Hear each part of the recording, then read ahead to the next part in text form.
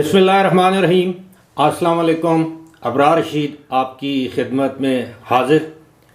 हमेशा की तरह आपसे दरख्वास्त कि अगर अभी तक आपने चैनल को सब्सक्राइब नहीं किया तो इसे सब्सक्राइब कर लीजिए। जो बेल आइकन है उसको प्रेस कीजिएगा। जो लाइक वाला बटन है उसको ज़रूर प्रेस कीजिएगा। आपका बहुत बहुत शुक्रिया। मेरा ख्याल है इन दिनों अगर किसी को नज़ला, ज़ुकाम या बुखार या गला ख़राब होने की शिकायत है तो इसको एक मामूल ही समझना चाहिए। कुछ ऐसी सूरत हाल मेरे साथ भी रही है और अब भी है। लेकिन दो तीन ख़बरें हैं जो मैं समझता हूँ कि दो ख़बरें तो तहलका खेज़ हैं। एक ख़बर अफसोसनाक है। जो अफसोसनाक ख़बर है उससे आगाज़ करते हैं। खैबर पख्तूनख्वा के निगरां वज़ीर आला मोहम्मद आज़म ख़ान मुख्तसर अदालत के बाद इंतकाल कर गए। इन्ना लिल्लाहि व इन्ना इलैहि राजिऊन। उनकी उम्र 89 बरस थी। वो एक मारूफ ब्यूरोक्रेट थे। 2 मरतबा वो निगरां हुकूमतों में वजारत के ओहदे पर रहे। अब भी जब उनकी वफ़ात हुई तो वो निगरां वज़ीर आला थे। उनकी वफ़ात के साथ ही सूबाई काबीना को या सूबाई हुकूमत को तहलील कर दिया गया है। ये कानूनी तकाज़ा है। अल्लाह ताला उनके दर्जात बुलंद करे, आमीन। दूसरी खबर काफ़ी मुतवक्का खबर थी। वो ये थी कि पाकिस्तान तहरीक इंसाफ के रहनुमा जो माजी में पाकिस्तान तहरीक इंसाफ के सेक्रेटरी जनरल या जनरल सेक्रेटरी भी रहे हैं, असद उमर ने आज सियासत से किनारा कशी का ऐलान किया है। यानी अब उनका ताल्लुक़ ना तो सियासत से है ना पाकिस्तान तहरीक इंसाफ से है। उन्होंने लिखा है कि वो हमेशा कन्फ्रंटेशन की यानी महाज़राई की सियासत के मुखालिफ रहे हैं और उनकी सियासत से इलादगी की वजह भी इस तरह की सियासत बनी।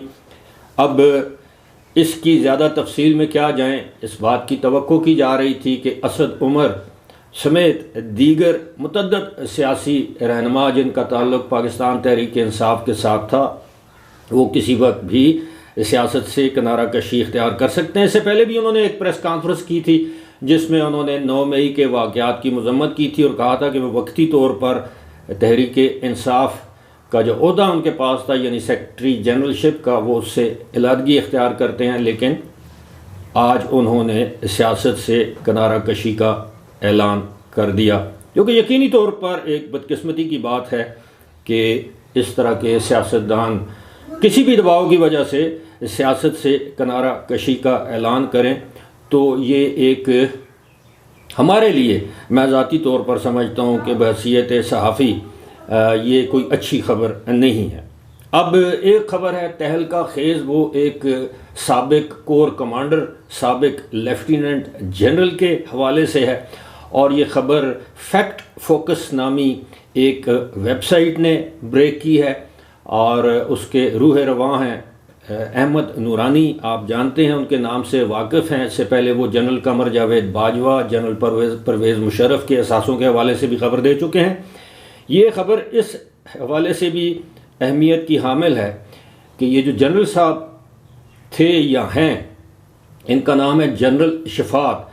ये लाहौर के कोर कमांडर भी रहे हैं। ये जनरल परवेज़ मुशर्रफ के स्टाफ ऑफिसर भी रहे हैं और आप ये समझ लीजिए कि जब इन्होंने लंदन में मुबैना तौर पर एक जायदाद ख़रीदी जिसकी मालियत तकरीबन 4.5 लाख पाउंड बताई जाती है, तो उस वक्त ये जो जायदाद ख़रीदी गई उस वक्त ये कोर कमांडर लाहौर तैनात थे और मुबैना तौर पर उन्होंने भारत के एक बिजनेसमैन और फिल्म प्रोड्यूसर से ये जायदाद एक ऑफशोर कंपनी के ज़रिए ख़रीदी। यही नहीं, अपनी रिटायरमेंट के तकरीबन 2-2.25 साल के बाद या आप यूँ समझ लीजिए कि तकरीबन 2 साल के बाद इन्होंने न्यूयॉर्क के इलाके मैनहट्टन में एक अपार्टमेंट फ्लैट या जायदाद ख़रीदी जिसकी मालियत $1.4 मिलियन बताई जाती है। यानी कि ये जायदाद भी 14 लाख डॉलर इसकी मालियत है। और इसके अलावा इन्होंने 2011 या 12 में एक और अपार्टमेंट या फ्लैट ख़रीदा दुबई में, उसकी मालियत भी पाकिस्तानी रुपयों में करोड़ों रुपयों में है। और सबसे जो मैं समझता हूँ कि बड़ा इंकशाफ है या मेरे लिए हैरानकुन बात भी है, परेशान कुन बात भी है, वो ये है कि जनरल साहब ने अपने ये गोशवारे ज़ाहिर नहीं किए। और जनरल साहब ने अपनी ये मनी ट्रेल है कि ये गोशवारे उन्होंने कैसे ख़रीदे, जबकि वो टैक्स जो था, अगर वो 1-1.5 लाख रुपया सालाना टैक्स दे रहे थे तो इतनी ज़्यादा अमाउंट उनके पास कहाँ से आई कि उन्होंने 3 गैर मुल्की या बैरून मुल्क 3 जायदादें ख़रीदी। पाकिस्तान में गुज़श्ता काफ़ी, बल्कि आप ये समझ लीजिए कि चंद सालों से पाकिस्तान में सोशल मीडिया के ज़रिए आर्मी को, आर्मी के अफसरान को, आर्मी के हायरार्की को बदनाम करने की कोशिश की जाती रही है और की जा रही है। यहाँ तक कि साबिक आर्मी चीफ, मौजूदा आर्मी चीफ, ISI के डायरेक्टर जनरल्स के ख़िलाफ़ बाकायदा ट्रेंड्स चलाए जाते रहे। हमने इसकी माजी में भी मज़म्मत की है, अब भी मज़म्मत करते हैं और मुस्तक़बिल में भी मज़म्मत करते रहेंगे। लेकिन साथ ही साथ हम आर्मी की जो टॉप ब्रास या टॉप लीडरशिप या टॉप कमान है, हम उनसे भी ये तवक्को करेंगे कि वो इस तरह के जो ड्यूबियस कैरेक्टर्स हैं, जो पाक फ़ौज की बदनामी का बायस बनते हैं, जिन्होंने दौरान मुलाजमत इस तरह की रकम इकट्ठी की, अपने सोर्सेज नहीं बताए, बाद में वो रकूमात जो हैं वो बैरून मुल्क भिजवाई, वहाँ पर जाके उन्होंने यानी करोड़ों अरबों मालियत के असासे ख़रीदे। तो आर्मी के अंदर तो एक मैकेनिज़्म, एक निज़ाम है। माजी में हमने ये भी देखा, माजी करीब नहीं, माजी बईद में हमने ये देखा कि नेवी के जो नेवल चीफ थे उनके ख़िलाफ़ भी कार्रवाई हुई, नैब ने कार्रवाई की, उनसे रकम बरामद हुई, वो गिरफ़्तार हुए। ये अलग बात है कि उनको गिरफ़्तार करके किसी रेस्ट हाउस में रखा गया। ये अलग बात है जो रकम उन्होंने अदा करनी थी या जो रकम, जिस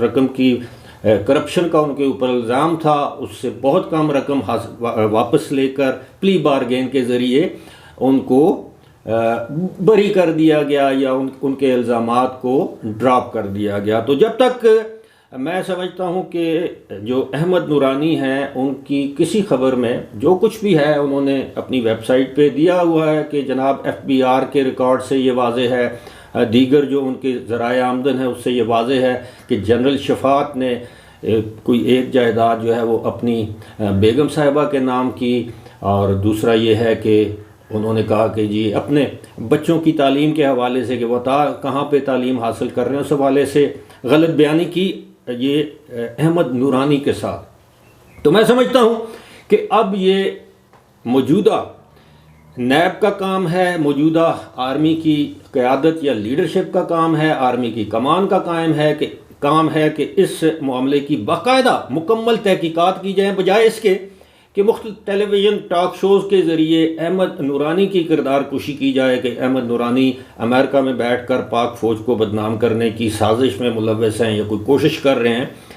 बतौर जर्नलिस्ट अहमद नूरानी ने अपना एक फरीज़ा सर अंजाम दिया है, हमें एक इन्फॉर्मेशन दी है। उस इन्फॉर्मेशन में अगर कोई भी ये समझता है कि कोई झोल है, ये इन्फॉर्मेशन गलत है, तो उसकी तरदीद की जाए। अगर ऐसा नहीं है तो इसकी बाकायदा तहकीकात की जाए, बजाय इसके कि अहमद नूरानी के ख़िलाफ़ अब ट्रेंड्स चलाए जाएं कि जनाब वो मुल्क दुश्मन है। किसी को मुल्क दुश्मन करार दिए जाने से पहले हमें ये सोचना चाहिए कि उसने जो बात की है उस बात में कोई वज़न है, महज इल्ज़ामात हैं। ये एक ऐसी खबर है यकीनी तौर पर इससे पाकिस्तान के दुश्मन जो हैं वो खुश होते होंगे कि देखें जी कि पाकिस्तान के जितने भी रिटायर्ड जर्नैल हैं, जितने भी तो नहीं लेकिन जितने हमारे सामने आए हैं कि जनाब किस तरह वो अरबों खरबों पति हैं, किस तरह इस माजी में इस तरह के इल्ज़ामात जो हैं वो जनरल कमर जावेद बाजवा जो आर्मी चीफ थे उनके समधी पर लगते रहे हैं, उनकी अहलिया, उनके अहल खाना पर। साथ ही साथ अगर आपको याद हो तो जनरल आसिम सलीम बाजवा थे जो पापा जॉन्स नामी पिज़्ज़ा के मालिक निकले, उन पर इस तरह के इल्ज़ामात हैं। उसके अलावा बेशुमार लोगों पर करप्शन के इल्ज़ामात हैं। तो जब तक इन लोगों के ख़िलाफ़ तहकीकात नहीं की जाएंगी, जिस तरह स्मगलर्स के ख़िलाफ़ एक ऑपरेशन जारी है, जिस तरह मनी लॉन्ड्रर्स के ख़िलाफ़ ऑपरेशन जारी है, जिस तरह दीगर जो समाज दुश्मन अनासर हैं जो पाकिस्तान की मईशत को नुकसान पहुँचा रहे हैं उनके ख़िलाफ़ एक्शन जारी है। तो हम इस वक्त जनरल आसिम मुनीर से ये तवक्को करेंगे कि वो इस बारे में मुकम्मल तहकीकात करें अपने इदारे के ज़रिए, और अगर इन ख़बरों में सच्चाई है तो कार्रवाई होनी चाहिए, अगर सच्चाई नहीं है तो फिर आप अहमद नूरानी के ख़िलाफ़ पाकिस्तान या अमेरिका की किसी भी अदालत में जो है वो लाइबल केस या जिसे आप हत्या इज़्ज़त का दावा या जो भी कानूनी कार्रवाई है आप कर सकते हैं। फ़िलहाल मुझे दीजिए इजाज़त। खुदा हाफ़िज़।